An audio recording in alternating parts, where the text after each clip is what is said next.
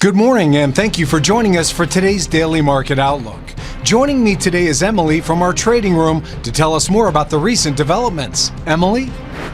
Gold prices hit record highs as uncertainty surrounding the US presidential elections and the war in the Middle East prompted investors to seek out the safe haven asset, while easing monetary policy environment kept prices elevated. Wall Street benchmarks advanced, with the S&P 500 and the Dow hovering around record highs as chip stocks surged on TSMC's upbeat forecast, and stronger than expected monthly retail sales indicated a robust US consumer. Cumulative flows into the spot Bitcoin ETFs have exceeded $20 billion following the United States-based products clocking 4 consecutive days of inflows.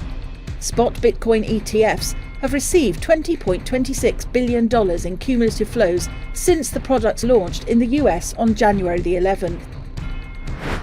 The euro-dollar pair saw a minor dip of 0.2% in the last session.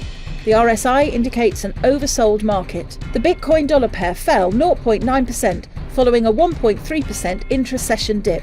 The MACD is giving a positive signal. The pound-dollar pair made a minor upwards correction in the last session, gaining 0.1%. The stochastic indicator is giving a positive signal. The last session saw the Aussie gain 0.4% against the dollar. The MACD is giving a negative signal. The UK's retail sales will be released at 6 GMT. The UK's CFTC GBP NC net positions at 19:30 GMT.